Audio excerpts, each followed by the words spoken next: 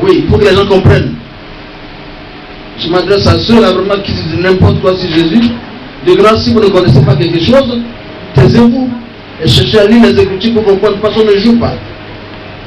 Il y a pas mal de cas, il y a pas mal de personnes qui aiment dire de n'importe quoi Jésus comme ça, mais ils sont morts. On ne joue pas. Il faut que les gens comprennent. Il faut que les gens comprennent. Il est Dieu. Il a les attributs de Dieu. Quelque part, quelqu'un il est scandalisé. Il dit mais Jésus est Dieu. Mais il est au-delà des prophètes. Il faut que les gens comprennent ça. Il est au-delà des prophètes. Il n'est pas vraiment né de l'union de deux personnes. Vous comprenez pas cela? Tous les autres prophètes sont morts, ils sont dans les tombeaux. Mais Jésus les ressuscité. Et il est encore vivant, il agit. Ça c'est la base même de ce qu'il faut comprendre. Que non, que les gens ne jettent pas le juste. On vous dit non, Jésus. Non. Jésus a une double nature. Il a une double nature. Quand on parle de Dieu, il représente ce qu'on appelle le Dieu incarné. Il est venu rester au milieu de vous. Il a la nature divine et la nature humaine. Quand il veut se comporter comme un humain, il a aussi soif. Vous comprenez? Il mange comme nous.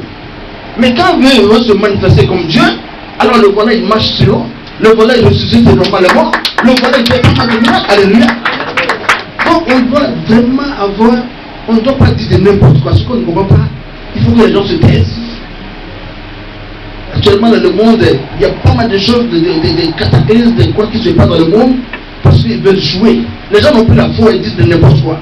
Mais si tout le monde se donne véritablement à Jésus, on respecte vraiment ce grand Jésus, bien aimé, le monde serait en paix. Vous comprenez de cela? Le monde serait en paix. Mais moi je vous ordonne, je vous dis aujourd'hui, de continuer toujours à faire l'expérience de Jésus. Il ne va jamais vous trahir. Alléluia. Est-ce qu'on est d'accord bien? C'est très important. Je vous dis que Jésus a les attributs de quoi de Dieu? Il est omniprésent. Il est omnipotent. Il est vraiment omniscient. Il connaît toutes choses, ce que le diable ne peut pas faire. Ce qu'aucun prophète ne peut pas faire. Vous comprenez bien cela? Il est au-delà des prophètes. Ce n'est pas vraiment quelqu'un, ce n'est pas un philosophe, ce n'est pas quelqu'un vraiment qui est mort, s'est sacrifié pour nous, il fait un martyr. Ce n'est pas un martyr. Il est au-delà de ça. Vous comprenez bien cela? Le christianisme, comme je l'ai dit là, c'est peu exceptionnel. Le christianisme est au-delà même de la religion.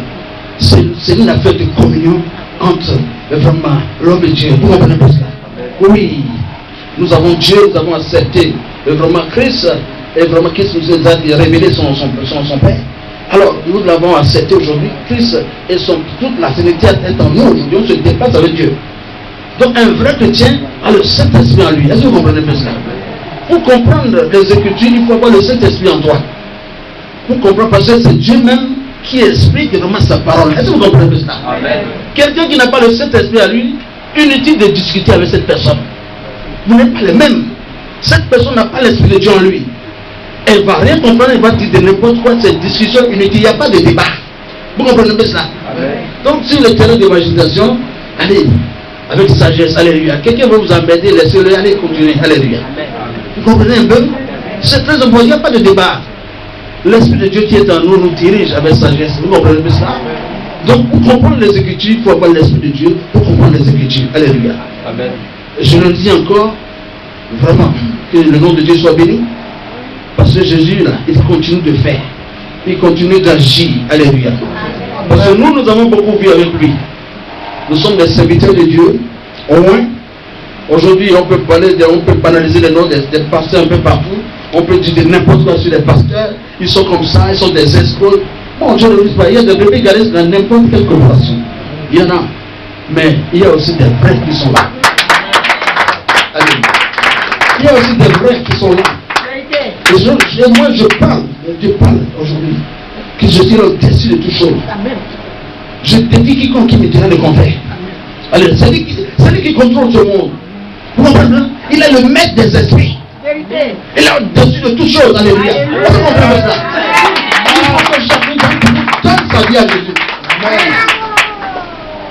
Qu'on laisse certaines personnes dire de n'importe quoi. Laissez-les. Mais les cas seraient réglés. Vous comprenez cela? Oui. Il faut que les chrétiens se réveillent. Il faut que les chrétiens se réveillent parce que ce sont nos fautes, ce sont nos péchés qui font que vraiment on est toujours à la traîne. Vous comprenez un peu ça?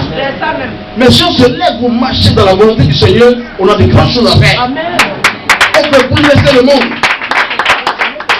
On ne peut plus laisser le monde parce que les soi-disant chrétiens, beaucoup qui se disent chrétiens, mais c'est des chrétiens comme ça, comme je disais, des chrétiens vraiment superficiels, qui sont encore dans les liens du péché, qui font la honte des chrétiens parce que ils tombent à tout moment, alléluia.